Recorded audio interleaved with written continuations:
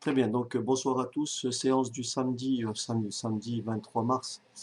Je dirais séance du jeudi 21 mars, corrigé du donc groupement 2, première partie. Hein, donc c'était samedi, mais en réalité c'est jeudi. Alors on va donc passer à la première question. Première question. On vous dit un cycliste parcourt 500 km pendant les 50 premiers kilomètres. Il roule à 25 km/h de moyenne, puis fatigué à 15 km/h pendant les 50 derniers kilomètres. Affirmation 1. Sa vitesse moyenne sur l'ensemble du parcours est 20 km/h. Alors, est-ce que cette affirmation est vraie ou est-ce que cette affirmation est fausse? Alors, on va donc y répondre comme ceci. On va donc y répondre comme ceci. Vous êtes d'accord que... Vous êtes d'accord? Non. Donc ici, il parcourt les 50 premiers kilomètres à la vitesse de 25 km/h. Donc la durée que je veux appeler T1, d'accord? La durée T1 est tout simplement égale à 50 divisé par 25. Et vous avez compris, pour les unités, ça fait exactement 2 heures. Est-ce que c'est bon? Il met exactement 2 heures pour parcourir les 50 premiers kilomètres. Ensuite, fatigué, il roule moins vite. Fatigué, il roule moins vite et donc il roule à la vitesse de 15 km/h. Donc la durée T2 du parcours restant, c'est 50 divisé par 15. En simplifiant, ça me fait tout simplement, je simplifie par 5, ça me fait 10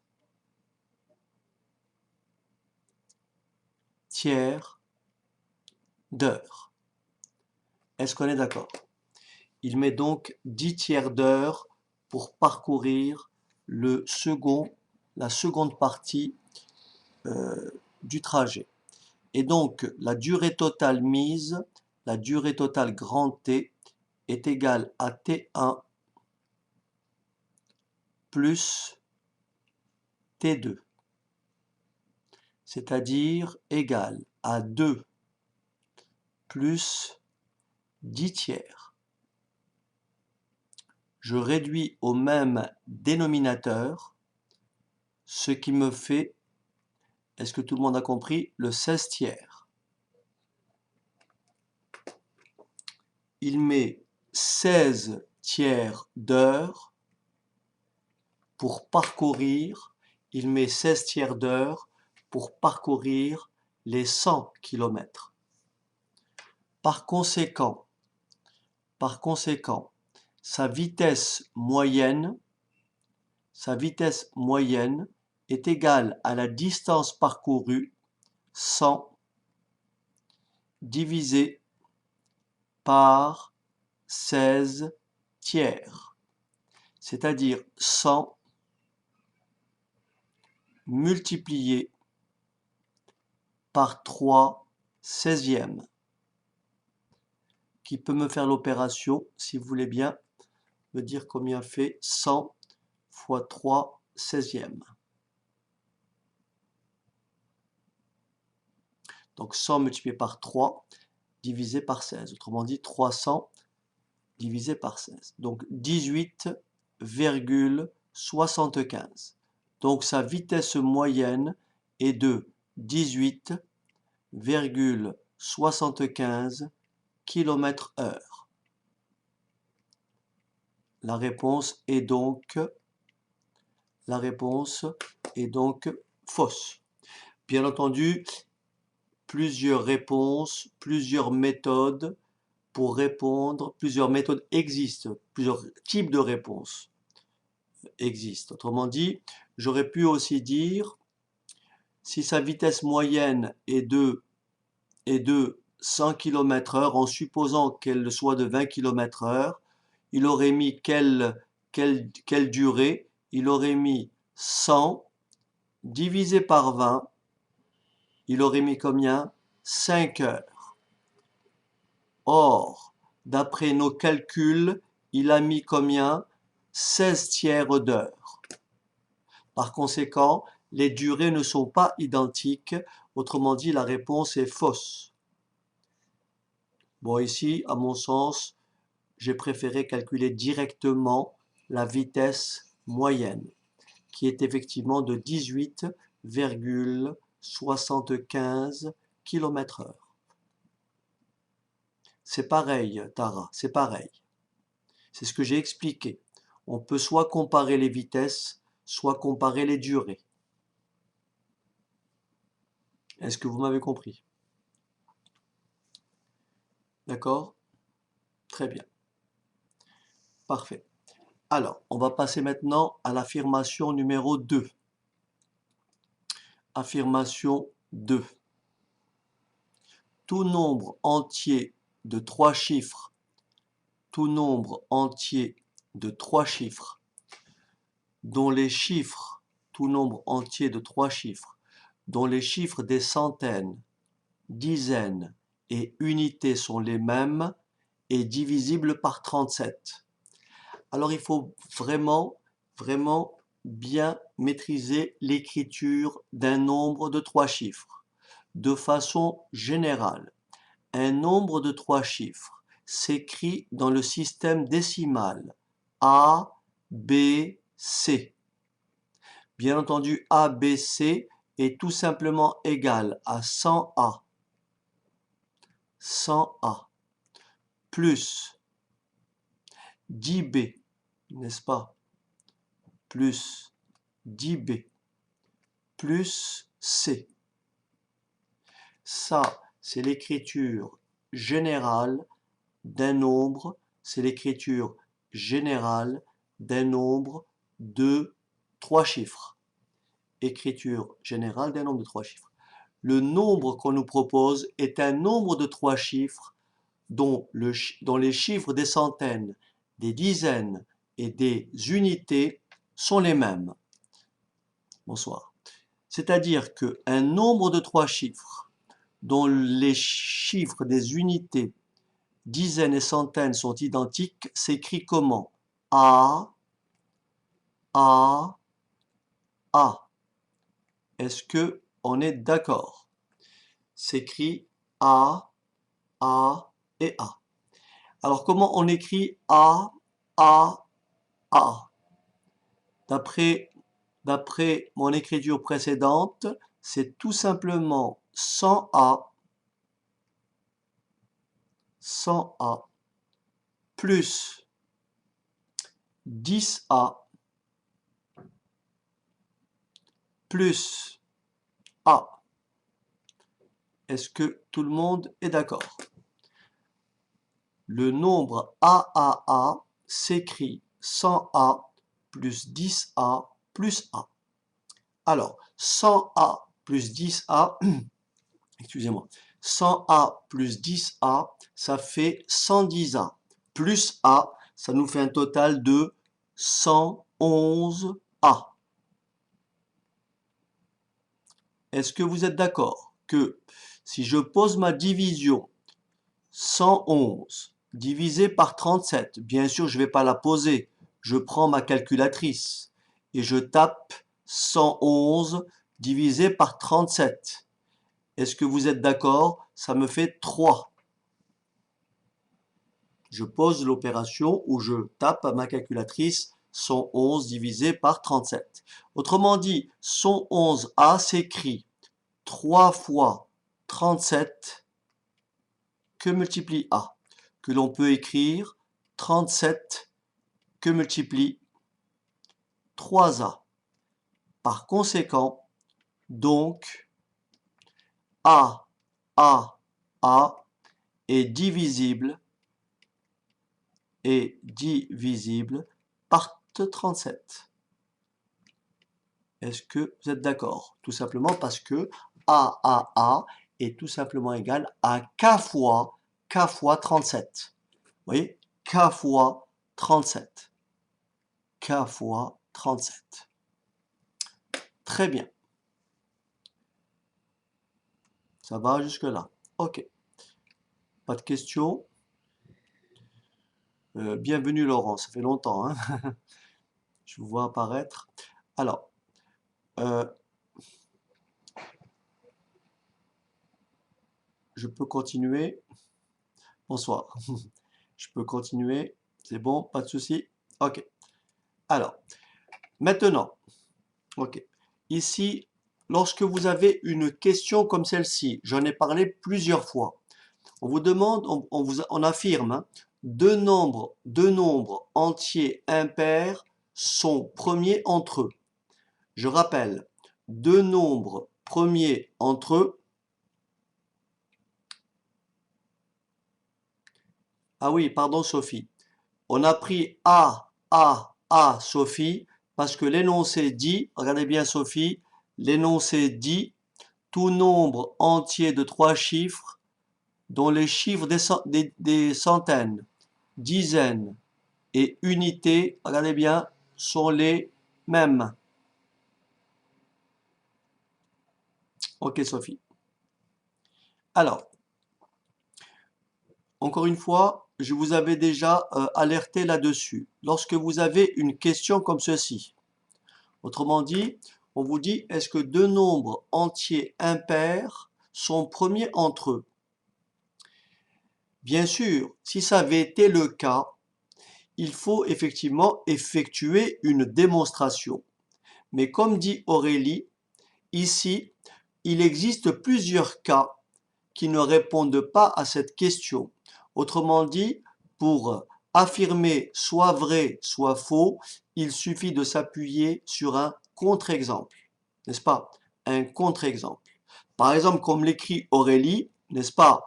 15, 15 et 9 sont bien des nombres impairs et bien sûr, ils sont divisibles par 3. 3 et 9, etc., etc. Est-ce que vous êtes d'accord? Par conséquent, l'affirmation 3 est fausse. Par conséquent, l'affirmation 3 est fausse. Est-ce qu'on est d'accord? Bien. Affirmation numéro 4. Affirmation numéro 4. L'inverse de 9 moins 4 racine de 5 est 9 plus 4 racine de 5. Vous dit l'inverse de 9 plus 4 racine de 5 est 9 moins 4 racine de 5. Ok. Alors, ne pas confondre inverse et opposé, Caro. Hein? Ne pas confondre inverse et opposé, Caro. D'accord? Ok. Alors ici, on peut procéder de plusieurs façons. On peut procéder de plusieurs façons. D'abord, un petit rappel de cours. Un petit rappel de cours. Est-ce que vous êtes d'accord? Si je prends un nombre réel x, un nombre réel x différent de 0, donc tout nombre réel x, tout réel x différent de 0 admet un inverse. Est-ce que c'est bon? Admet un inverse.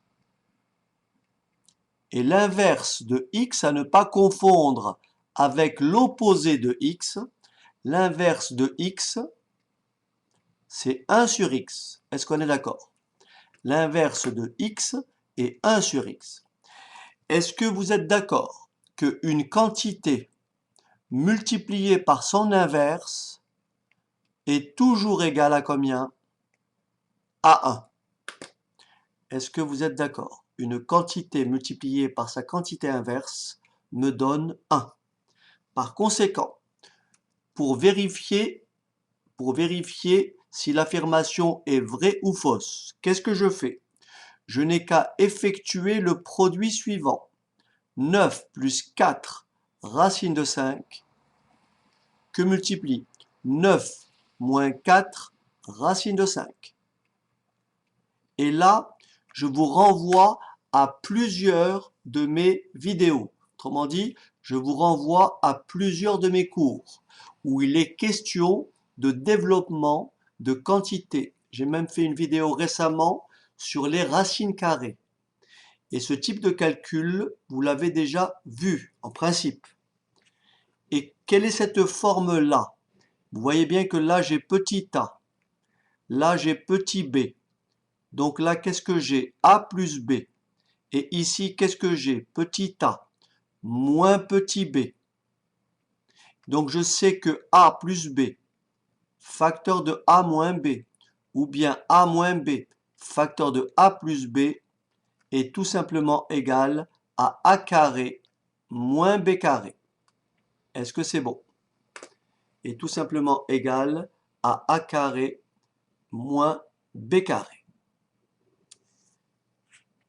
Alors on y va. Est-ce que vous êtes d'accord? Ça me fait donc, pour changer de couleur, ça me fait donc 9 au carré moins, entre parenthèses, 4 racine carrée de 5, le tout au carré. Vous voyez? A carré moins b carré. 9 au carré ne nous pose pas de problème puisqu'on sait que 9 fois 9, ça fait 81. 9 fois 9, ça fait 81. Moins 4 au carré, ça fait 16. Racine carrée de 5 au carré, ça fait 5. 81 moins 16 fois 5 est tout simplement égal à 80, ce qui me donne tout simplement 1. Par conséquent, l'affirmation est vraie. L'affirmation est vraie. Est-ce que vous avez compris? On peut le faire autrement. On peut le faire autrement. Et on peut le faire comme ceci. Regardez. Je pars de, bien sûr, je pars de ceci. Je dis 9 plus 4 racine de 5. Admet,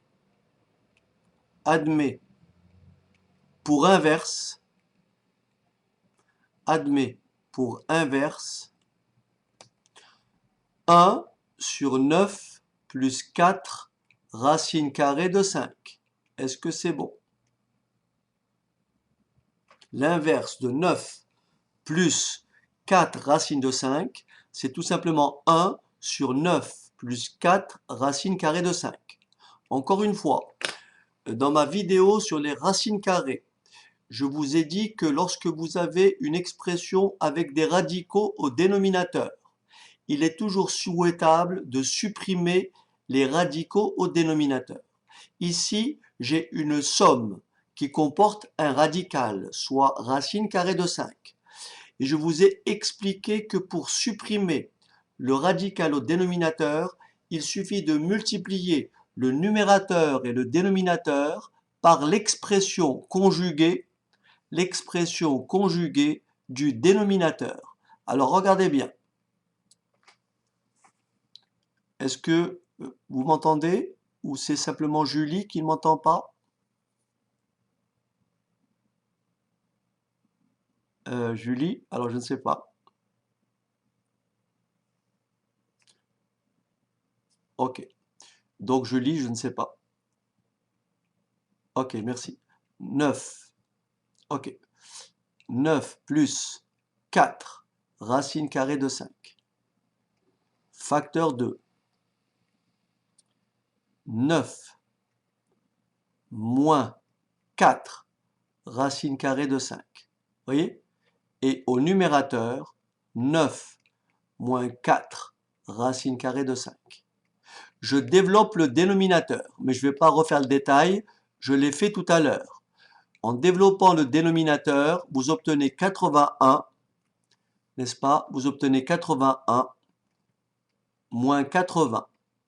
Et le numérateur est tout simplement égal à 9 moins 4 racine carrée de 5. Et vous avez bien 9 moins 4 racine carrée de 5. Donc, l'affirmation est vraie. Est-ce que c'est bon? Donc, l'affirmation est vraie. Voilà. Très bien. OK. Alors, on y va. On va donc effacer le tableau et on va continuer notre exploration. Exploration. Alors, que dit-elle? On vous dit ceci. La figure ci-dessous est composée de 3 demi-cercles. La figure ci-dessous est composée de 3 demi-cercles. D'accord? Affirmation. La longueur du chemin en trait plein est égale à celle du chemin en pointillé. Bien entendu, on va faire une supposition. Vous êtes d'accord? On va supposer que les points A, I et B sont comment? Sont alignés. Est-ce que c'est bon? On va supposer que les points A, I et B sont alignés. D'accord. OK. Alors, est-ce que vous êtes d'accord que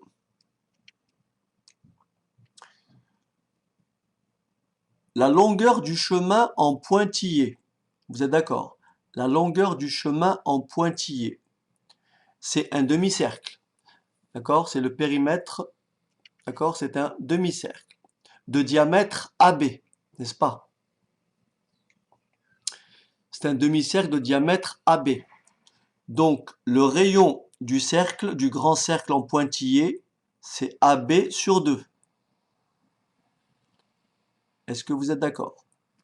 AB sur 2, c'est le rayon du grand cercle en pointillé. La circonférence d'un cercle, c'est 2πr, n'est-ce pas? La circonférence d'un cercle, c'est 2πr. Donc, d'un demi-cercle, c'est πr. Est-ce que vous êtes d'accord que, en pointillé, la circonférence, c'est pi que multiplie AB sur 2? Bien entendu, au départ, j'ai AB est tout simplement égal à AI plus IB. Je peux même écrire que AB sur 2 est égal à AI sur 2 plus IB sur 2. Est-ce qu'on est d'accord? AB sur 2 est égal à AI sur 2 plus IB sur 2. Très bien. Maintenant, je vais chercher la longueur du petit trajet, du premier trajet, donc qui va de A à I. Est-ce que vous êtes d'accord que la longueur de ce trajet, c'est pi que multiplie AI sur 2?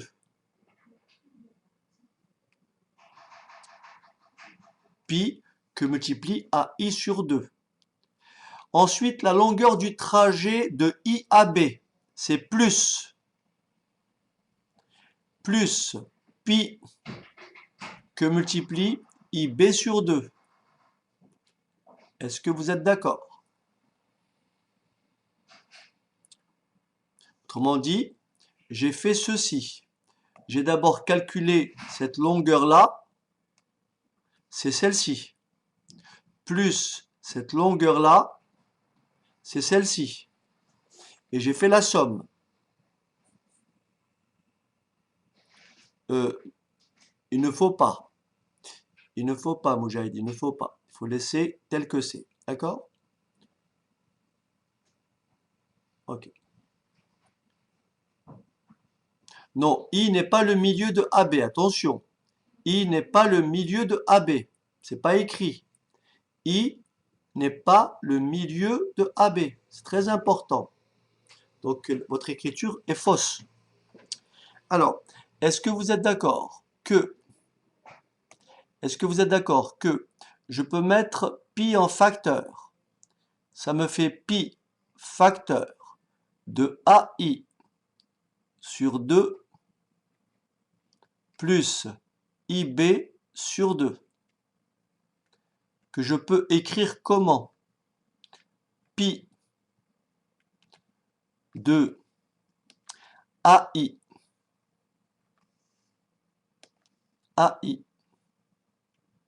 plus IB, le tout divisé par 2. Est-ce que vous êtes d'accord? Ce qui est égal à pi. Mais c'est quoi AI plus IB? AI plus IB, vous le voyez, c'est quoi? C'est AB. Pi AB. Par conséquent, on sait que pi de AB sur 2, c'est la longueur c'est la longueur de ce trajet-là. Est-ce que c'est bon? Donc, je viens de montrer que ça plus ça égale ça. Par conséquent, l'affirmation est vraie. L'affirmation est vraie. La longueur du chemin en trait plein est bien égale à celle du chemin en pointillé.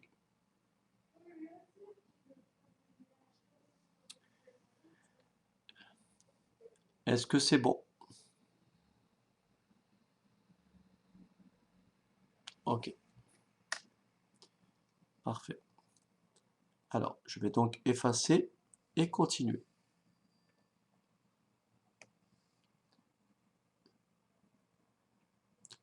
Alors, on vous dit, dans un laboratoire, on cultive des bactéries. Dans un laboratoire, on cultive des bactéries. La population de bactéries augmente de 20% par heure. La population de bactéries augmente de 20% par heure. Affirmation. La population de bactéries sera multipliée par 2 au bout de 5 heures. La population de bactéries sera multipliée par 2 au bout de 5 heures. Cette question-là, je l'ai abordée plusieurs fois. Je vous rappelle le principe. Lorsque une quantité augmente de T%, lorsque une quantité augmente de T%, pour trouver la quantité finale à partir de la quantité initiale, il suffit de multiplier, comme l'écrit Caro, par le coefficient multiplicateur 1 plus T sur 100. Lorsque une quantité diminue de T%, il faut bien sûr cette fois-ci utiliser le coefficient multiplicateur 1 moins T sur 100. Dans notre cas, une augmentation de 20% va générer un coefficient multiplicateur de 1,2. Est-ce que c'est bon? 1,2, c'est le coefficient multiplicateur. Alors, je reviens à ma question. Et on vous dit que la population augmente de 20% par heure. Qu'est-ce que cela veut dire? Cela veut dire ceci. Nous avons le point de départ. Le point de départ, admettons que l'on parte de 1. Après une heure, la population passe à 1,2 fois 1. Une heure plus tard, la population est encore multipliée par 1,2 ce qui donne 1,2 au carré. Par conséquent, lorsque on a une durée de 5 heures, le coefficient, la population initiale a été multiplié par 1,2 exposant 5. Et combien fait 1,2 exposant 5? 1,2 exposant 5, ça fait 2,488. Autrement dit, l'affirmation est fausse. Autrement dit, elle a plus que doublé. En réalité, le texte n'est pas très exact. Vous savez ce qui manque à cette affirmation? Ils auraient dû rajouter, pour qu'il n'y ait pas d'ambiguïté, ils auraient dû rajouter la population de bactéries sera multipliée, regardez bien, ils auraient dû rajouter sera multipliée exactement par 2. D'accord? Exactement par 2. Alors là, il n'y a pas d'ambiguïté, la réponse est fausse. Vous voyez? Là, il n'y a pas d'ambiguïté s'ils avaient ajouté le mot exactement. Et donc, ça peut prêter à confusion, parce que certains disent, est-ce que c'est au minimum 2? Vous voyez? Alors, Aurélie, il ne faut pas détailler heure par heure, parce que si on fait ça en 24 heures, vous risquez de vous retrouver le jour d'après en train de multiplier encore, n'est-ce pas? Attention, le concours ne dure que 3 heures. Donc, il n'y a pas de repassage le lendemain, attention, hein. Bah oui. Ben voilà. Donc, conseil, coefficient multiplicateur, n périodes, n'est-ce pas? N périodes, c'est 1 plus t sur 100 exposant n. En augmentation. En diminution, c'est 1 moins t sur 100. J'ai compris Aurélie, t sur 100 exposant n. Ok. Est-ce que tout le monde a compris?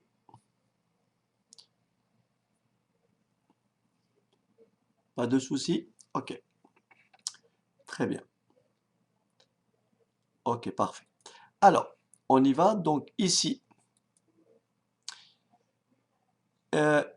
exercice numéro 2. On étudie la fonction petit f qui a la vitesse v d'un véhicule exprimé en mètres par seconde associe la distance de freinage exprimée en mètres. Cette fonction est définie par f. Elle est définie ainsi, elle est définie par f de v, elle est définie par f de v égale à k fois v au carré. Alors k est bien sûr un coefficient qui dépend notamment de l'état de la route. Est-ce que la route est mouillée ou est-ce que la route est sèche? Donc le coefficient, effectivement, dépend de l'état de la route.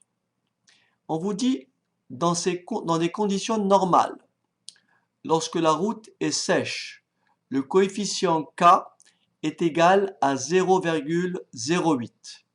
Et pour ça, on utilise un tableur dont les valeurs, un tableau, pardon, on utilise un tableur pour créer le tableau de valeurs ci-après. Bien. Alors, attention, je vais tourner la page. Are you ready? 1, 2, 3. Go. Right. Alors, question. Alors, question. Donnez une formule qui entrait dans la cellule B2. Donnez une formule qui entrait dans la cellule B2, puis recopier vers la droite permet de compléter la ligne 2. Alors, on va faire les choses comme ceci. Je vais juste Donnez-moi un petit instant. Vous avez devant vous donc une feuille Excel, d'accord, un tableur. On va essayer de reproduire ce que l'on avait ici. Alors, qu'est-ce qu'il y avait d'écrit ici? Si vous voulez me rappeler, qu'est-ce qu'il y avait d'écrit? Bon, je vais prendre l'énoncé. Peut-être que... Alors, je vais prendre l'énoncé. Alors, il y avait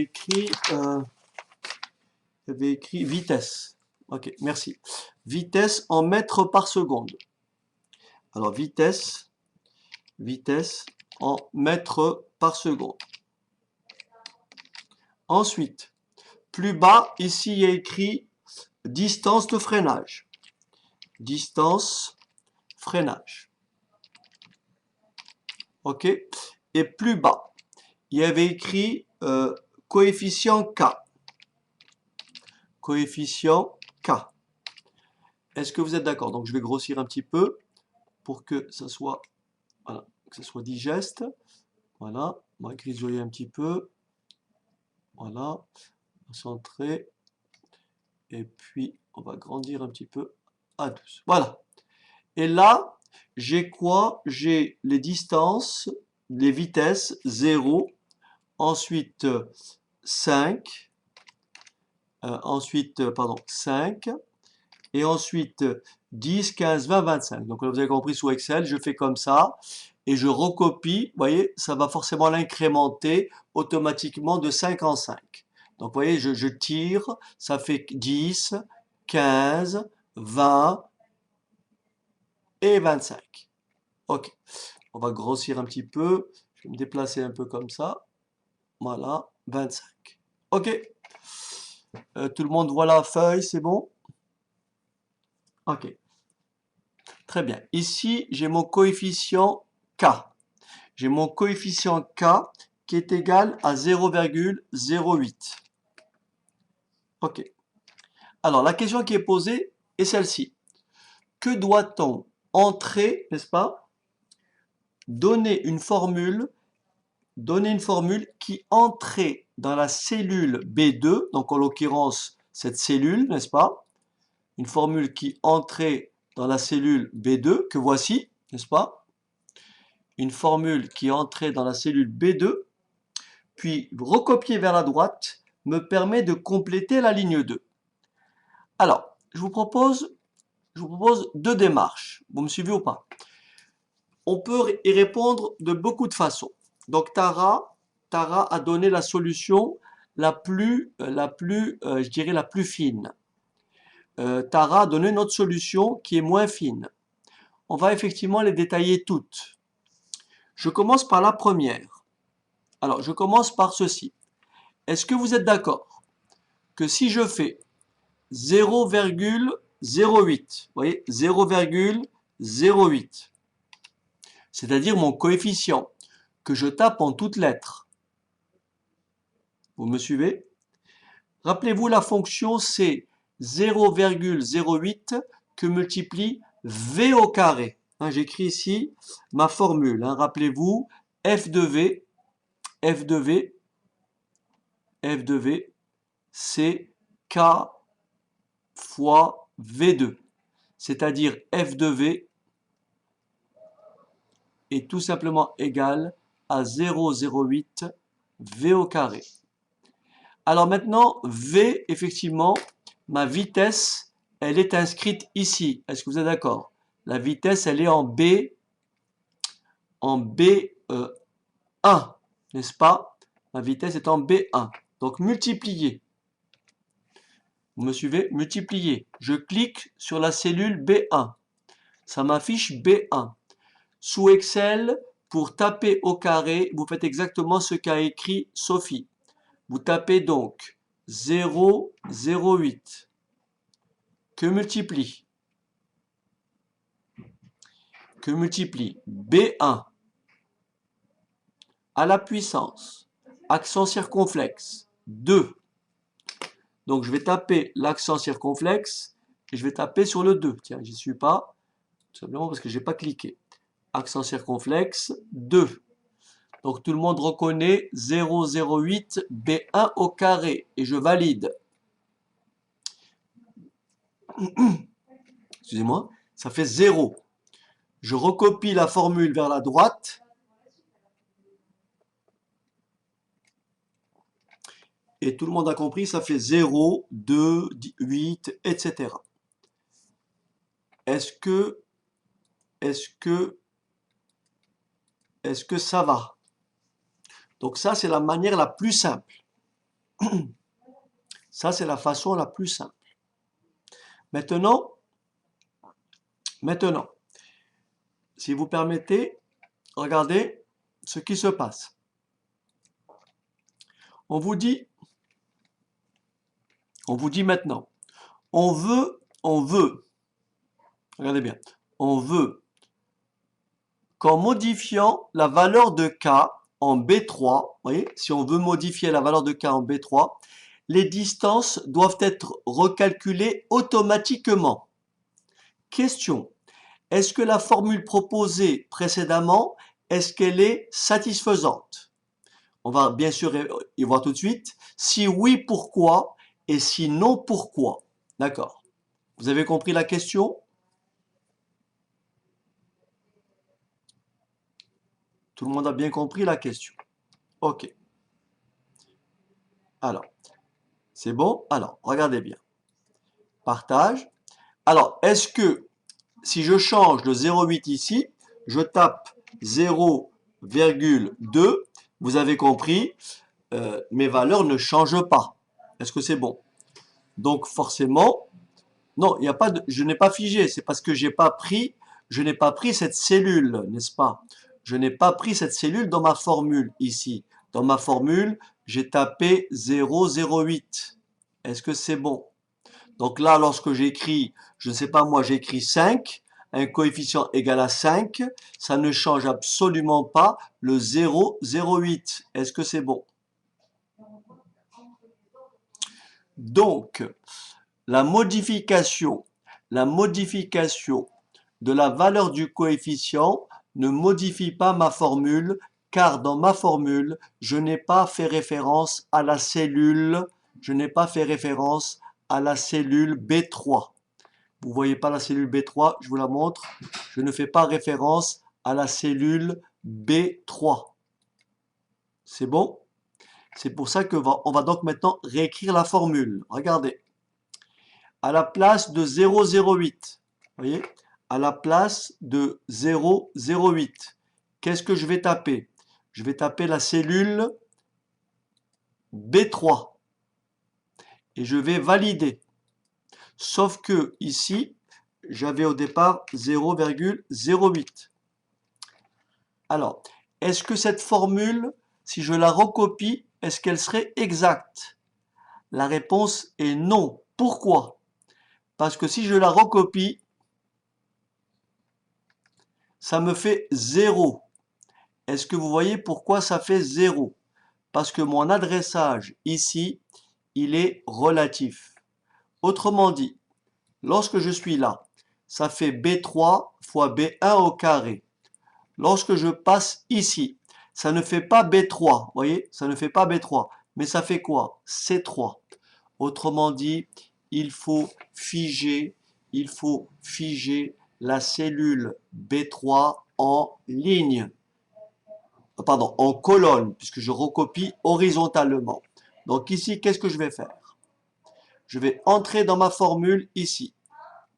Et je vais cliquer une fois sur F4. Je vais cliquer une fois sur F4.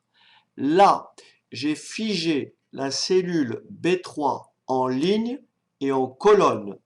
Moi, je recopie la formule horizontalement. Donc, je veux figer la colonne. Pour ça, je vais appuyer sur F4 une autre fois. Là, je viens de figer la ligne. J'appuie sur F4 une troisième fois. Et là, j'ai figé la colonne et je valide. Et je recopie ma formule. Et là, je retrouve les résultats précédents. Et pour vérifier ce que j'ai fait, si je tape un autre coefficient, vous voyez, toutes les valeurs sont recalculées automatiquement. Les valeurs sont recalculées automatiquement. Alors, Caro, ça dépend de ce que vous avez comme formule au départ. Si au départ, n'est-ce pas, Caro? Si au départ, vous avez écrit cette formule-là, alors vous dites pourquoi la recopie vous permet de trouver la bonne réponse. D'accord? Et si vous avez écrit autre chose, il faut expliquer pourquoi la réponse n'est pas bonne. Ok? Est-ce que tout le monde a compris? Ok. Très bien. Ok. Parfait. Alors, on y va. On revient à notre sujet. Que dit-il après? Donc là, on vient de proposer.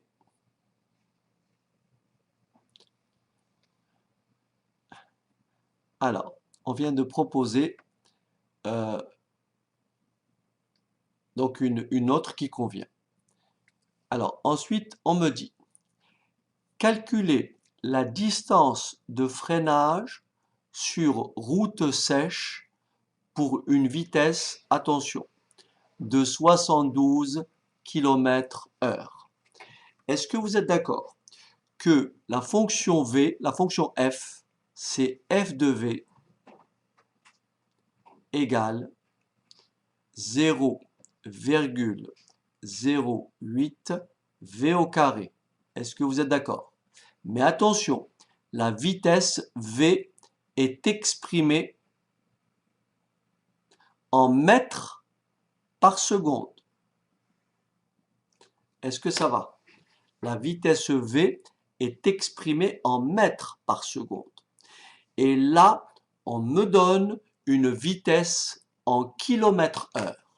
Rappelez-vous, si vous avez eu le temps de lire la vidéo, il y a eu un cours qui s'appelle mesure et grandeur.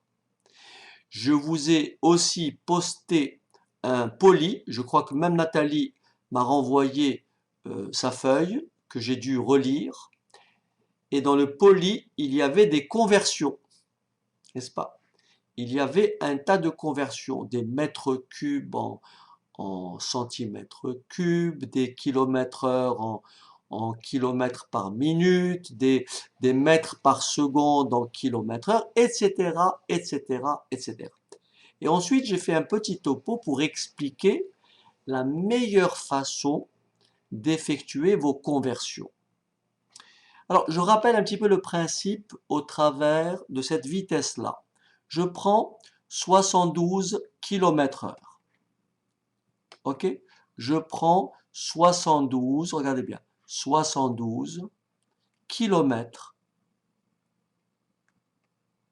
par heure. Comment je convertis cette vitesse-là en mètres par seconde?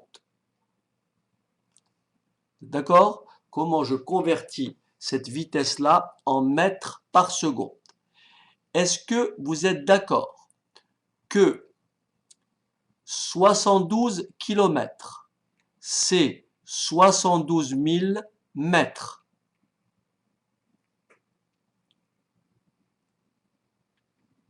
Est-ce que vous êtes d'accord que 72 km, c'est 72 000 mètres? Est-ce que vous êtes d'accord que une heure, c'est 3600 secondes?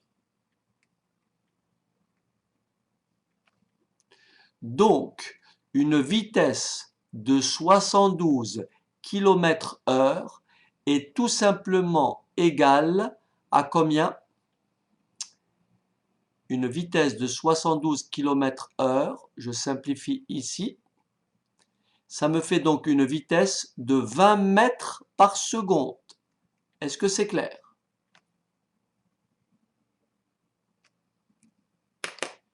Une vitesse de 20 mètres par seconde. Et donc, rappelez-vous, bien sûr, je prends mon partage. Ici, j'ai calculé ma distance de freinage, vous vous rappelez? J'ai calculé ma distance de freinage. Bon, bien sûr, sur votre copie, vous n'avez pas d'Excel, mais il est normal que je trouve quelle distance de freinage? Je dois trouver combien de mètres? Est-ce que vous êtes d'accord que je dois trouver 20 mètres, en toute logique? Oui ou non?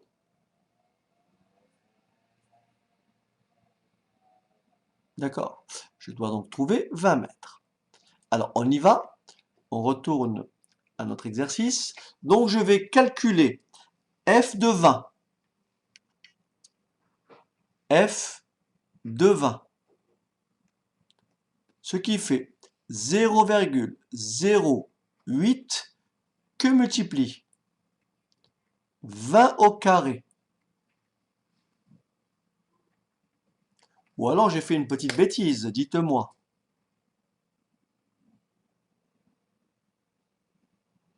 Ah voilà. Et comment se fait-il que je retrouve ici? Comment se fait-il que je me retrouve? Ah oui, pardon. Excusez-moi, excusez-moi. J'ai fait une petite bêtise. Regardez bien. Ici, ici j'ai pris je suis désolé. Non, non, je suis désolé. Ici, j'ai pris un coefficient de 0,05. Vous avez compris? J'ai pris un coefficient de 0,05. OK? Voilà. Donc, je convertis le coefficient, c'est 0,08. Voilà. Et donc, bien sûr, on retrouve bien 32. Désolé. Vous voyez, donc j'ai fait les choses un peu machinalement. Est-ce que c'est bon? Vous voyez, vous retrouvez bien 32 parce que le coefficient, je m'étais trompé. J'ai pris un coefficient de 0,05 quand j'ai manipulé tout à l'heure. OK. Donc, je refais mon calcul. Je vais donc calculer 0,08 que multiplie combien? 400. Ce qui me fait 32 mètres. Est-ce que vous êtes d'accord? Donc, la distance de freinage pour une vitesse de 20 mètres par seconde est de 32 mètres.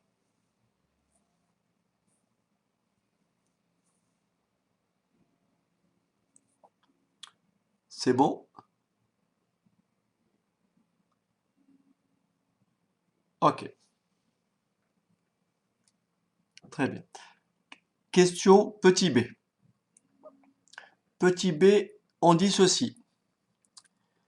À partir de quelle vitesse, arrondie à l'unité en km/h, la distance de freinage sur route sèche est-elle supérieure à 45 mètres?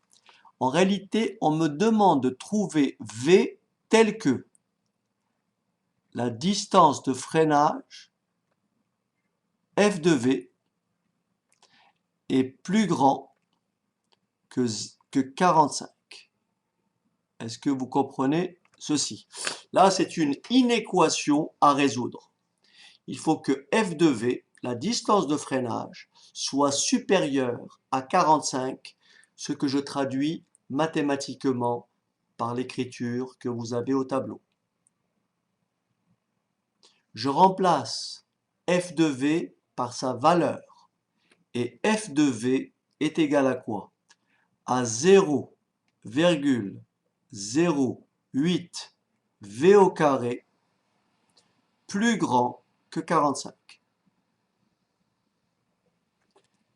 Est-ce que vous me suivez jusque-là?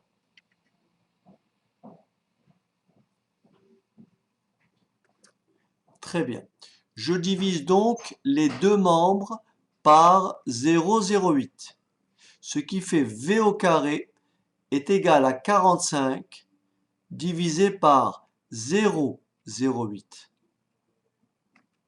Ce qui veut dire que V au carré est supérieur. N'oublions pas que V est un réel, est un nombre strictement, est un nombre, pardon, plus grand ou égal à 0.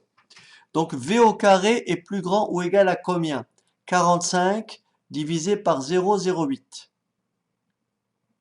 Ça fait combien? Ça fait 562,5. Ce qui me donne V doit être strictement plus grand que racine carrée de 562,5. Est-ce que tout le monde a compris? cette écriture. Puisque V carré est plus grand que 562, alors V est strictement supérieur à 562,5. Bien, on fait le calcul, n'est-ce pas? On fait le calcul et on trouve combien?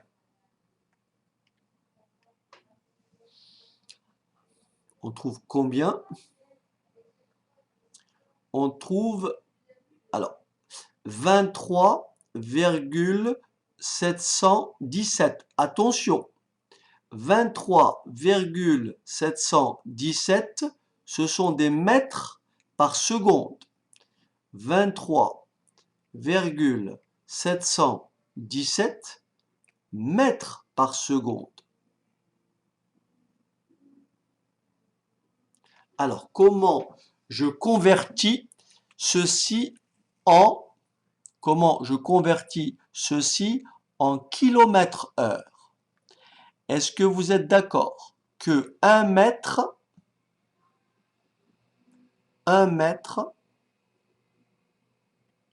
c'est 0,001 km? Est-ce que vous êtes d'accord que 1 mètre, c'est 0,001 km, autrement dit 1 millième de kilomètre? Qu'est-ce que c'est une seconde?